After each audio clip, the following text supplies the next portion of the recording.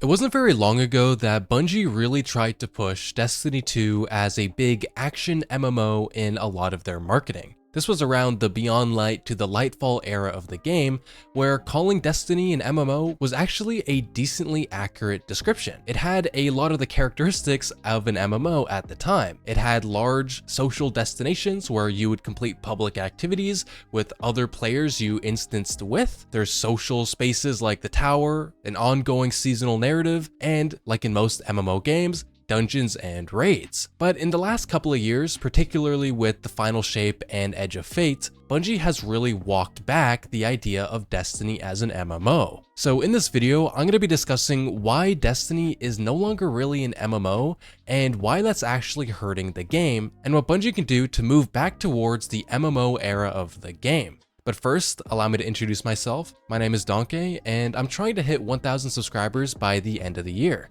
So I'd greatly appreciate it if you guys hit the subscribe button down below. Also, the epic raid race for Desert Perpetual is coming soon. So for the next couple of days, I'm going to be streaming on both my YouTube and my Twitch account as me and my team prepare to take on the raid race. So if you want to watch me on Twitch instead of YouTube, the link to my Twitch account is down in the description. But without further ado, let's get into the discussion. So one of the main reasons I would say Destiny has fallen out of the MMO category is a removal of the social interactions that were once very prominent within the game. For example, in the last two DLCs, the destinations launched in those expansions became solo destinations, where you would no longer run into other players running around doing certain activities. This is very much unlike other MMOs where it's a very broad open world, you can see other players doing other things and completing certain public events. But in Destiny, that's no longer the case. Both the Paleheart and Kepler are solo destinations,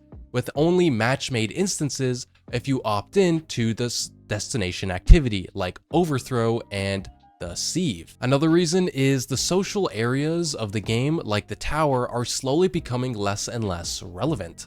I covered this in a previous video about a month ago where I went over the death of the reputation system in Destiny and how it's made going to the tower very, very useless, and a lot of the vendors just serve no purpose. For example, Shaxx. If you go and interact with Shaxx in the game right now, you'll notice he doesn't really have anything to offer you.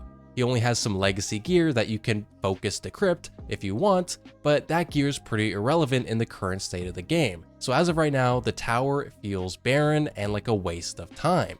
Yet another social feature removed from the game that's making Destiny less like an MMO. Not to mention, the portal has made solo play very optimal. Before, you could load up and matchmake into a variety of different activities where you would earn gear and power level that way. But in the last couple of months, grinding solo ops by yourself has been the optimal way to power grind. It's only been recently that has changed, and it's been more optimal to play with a fire team. And the raids and dungeons that has made Destiny so great the past couple of years are being broken down into bite-sized pieces, watered down into a less enjoyable experience through the dungeon layers in the portal. Talk about a major downgrade. Bungie moving away from the MMO aspects in Destiny has really been hurting the game in the last couple of months. A lot of the broad, social, open world experiences are just no longer being supported in the game, and there's nothing driving players into these MMO-like experiences. Not to mention, Bungie has really stagnated on implementing major social updates. It took Bungie nearly 10 years to implement a fireteam finder in-game, and the commendation system that Bungie introduced in Lightfall has really suffered and is basically useless at the moment. Not to mention, Bungie has ignored major requests that players have made to improve the social experiences, like updates to clans, introducing clan housing, opening matchmaking to broader aspects of the game. And a lot of players are starving for these social MMO features that Bungie has slowly walked back or has just neglected in the game.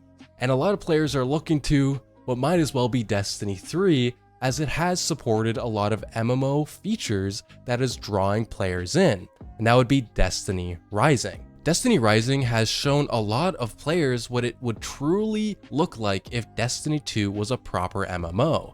They've implemented so many things that players have been asking for, begging for, that is making Rising a really enjoyable experience. They have broad game-wide matchmaking, clan housing, fishing, a card game, broad open worlds where you actually interact with other players, a meaningful social space where you interact with vendors that are actually useful. This is the social experience players actually want in the game. Turning Destiny 2 into a solo experience has just been one of the worst decisions Bungie has ever made. And I don't really understand why Bungie has done this. The only major theory I've seen as of recently is that the reason why the Pale Heart and Kepler have been solo destinations is because having other players present in the destination would make old gen consoles completely unusable. And so Bungie compromised by making the destination solo so that they could keep old gen consoles playing the game. But obviously that's just speculation. All you can really say is Bungie has been making this horrible decision of walking these social features back. And so I think the best thing Bungie can do going forward is to just look at Destiny Rising and learn from their mistakes and start bringing these social features back. Make the tower actually useful again. Add matchmaking to broader aspects of the game, and add very popular player requested features like clan housing and maybe even player trading, but I could see why Bungie might be hesitant on that. But overall, Bungie really needs to make Destiny 2 an MMO again if they want to see the game thrive. But that's all for me, folks, and I hope you enjoyed this video. Once again, I will be streaming on my Twitch and YouTube account, so please check those streams out. I'd love to talk to you guys on the streams, but that's all for me, and hope you guys have a good rest of your week, and peace out.